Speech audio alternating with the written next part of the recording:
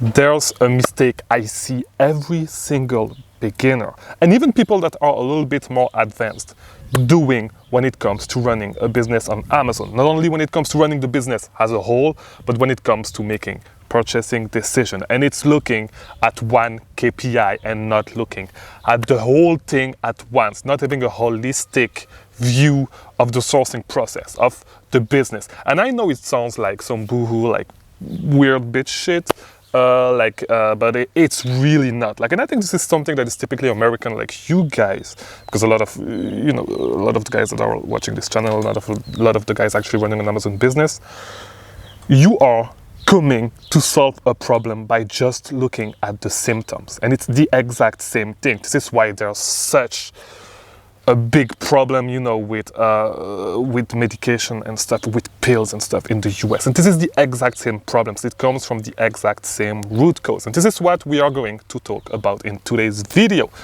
Before we actually do, I am now offering one-on-one coaching. So if you need help to scale your Amazon business further than what it is today, or if you need help, if you are just starting and you have capital to invest and you do not know how to get to your goals fast, best way to do it, book a call with me. Let's talk, and let's build a plan for you to actually scale your Amazon business. I was supposed to increase the price this week. I'm going to do it at the end of this week. So if you want to lock in your price, do it as soon as possible. Also, second link, Discord server. Best place to actually start networking. You need to network, because this is one of the things that is going to get you ahead in any business. All right, link in the description. Start networking to actually grow your business faster and just meet new friends. Watch yesterday's video. It makes the process way more fun.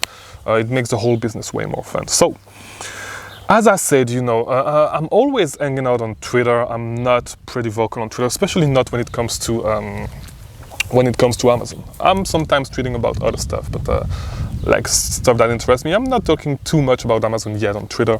I'm not too much in the Amazon FBA Twitter space. But you see a lot of bullshit, you see people saying that our reviews does not matter for listings with variation, X, Y, and Z does not matter. And I made a video on that in the past, if you've seen it, where I said that sales rank is a lie.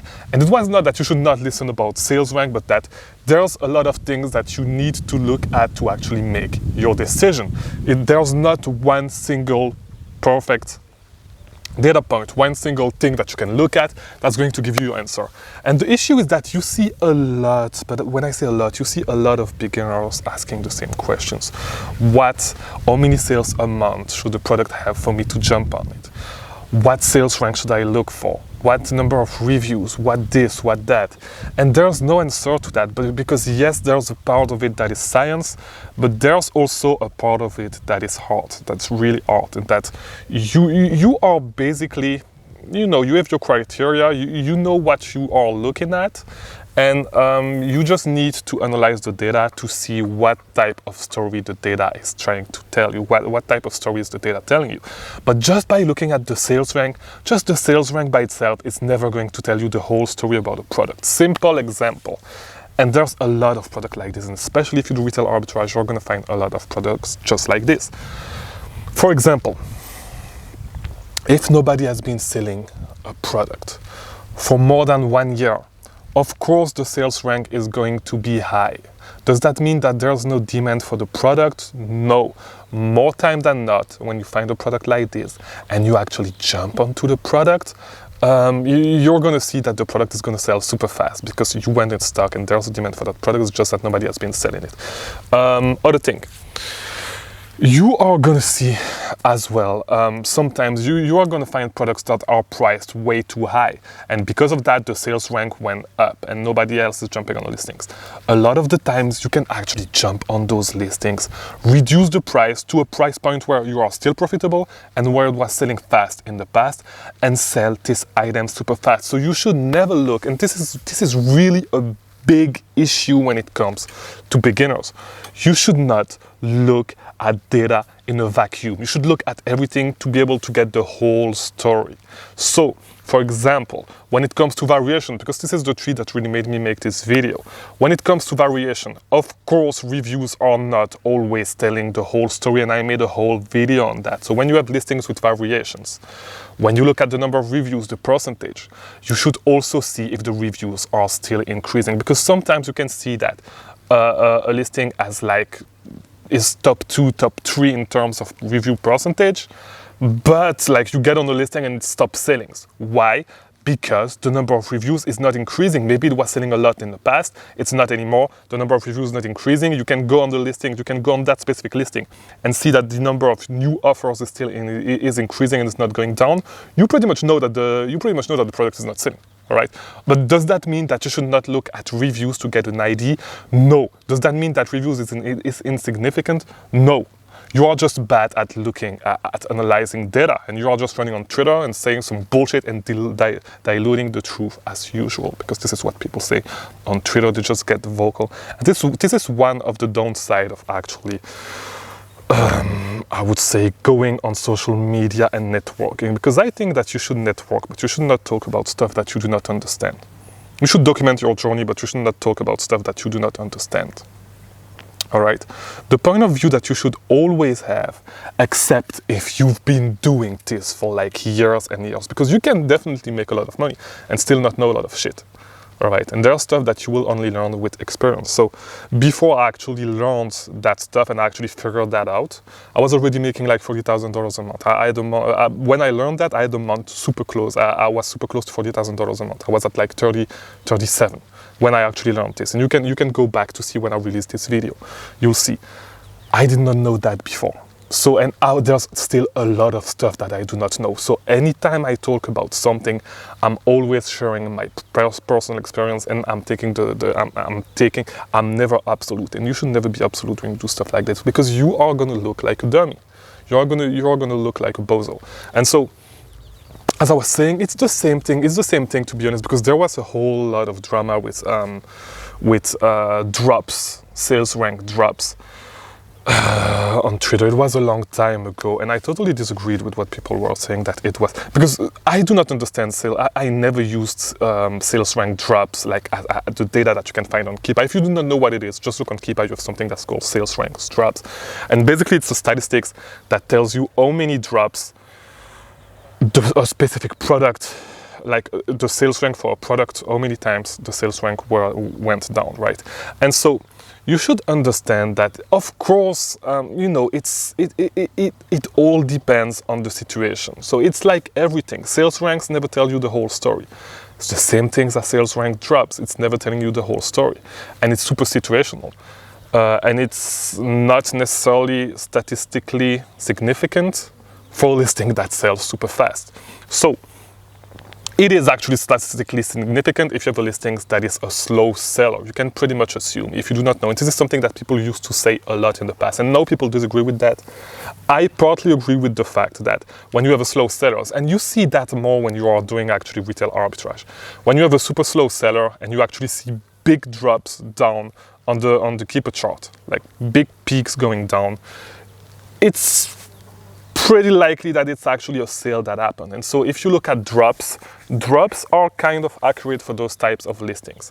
They are not for other listings, like for super fast seller listing. They are not accurate. And so you should always look at the convergence of all the data that you can gather with Keepa.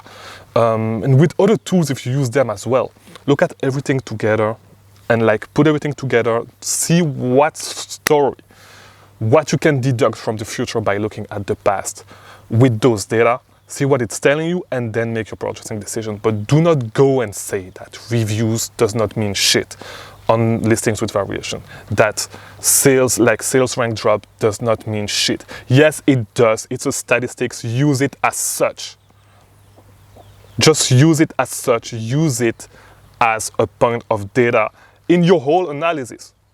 But just because it does not give you the whole story does not mean that it's useless. It is useful if you if you take it as what it is, as a point of data that can tell you a little bit more. If you know how to analyze it, that can actually tell you a little bit more about the story that you are trying to figure out, and the forecast that you are trying to lay down, the prediction that you can make on the specific product. But you need to look at it as a whole.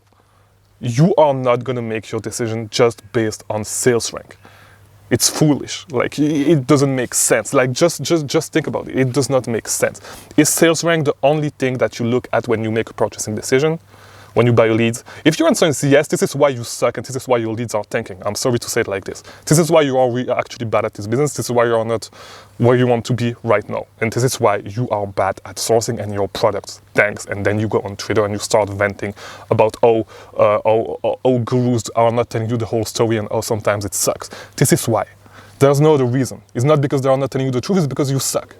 And because you are dumb and because you are not trying to understand that data are just data and you need to use them to help you make your decision. That's all they are. They are never, like, one single point of data is never going to tell you the whole story.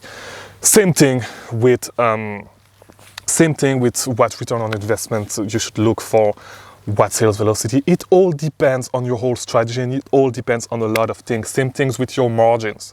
All right, same thing. Some people were saying that 10% margins are bad, stuff like that. It depends. If you run $1 billion business, 10% margins are amazing.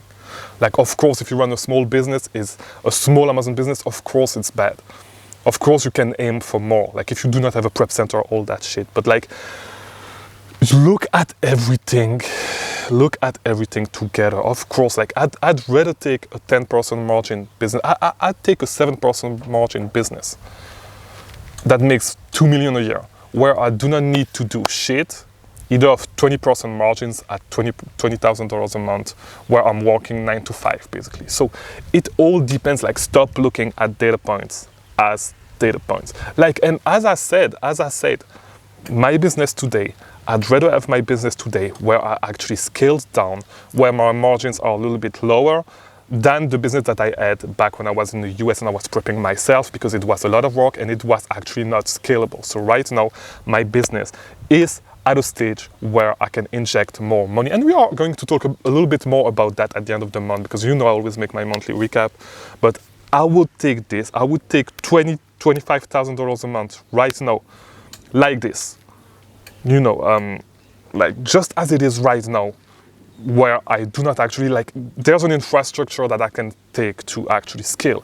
Instead of having the business that I had when I was in the US, when I was making 40, and that was actually not scalable because it reached its peak. I'm totally fine with this. And, like, you need to look at things in context. If not, you are going to make a lot of mistakes. Nothing is bad in itself. Nothing is good in itself. It all depends on the context. All right. So if you are religious, just read the book of Jobs. The book of Job in the Bible. This is the story. Nothing is good in itself. Nothing is bad in itself. You don't know.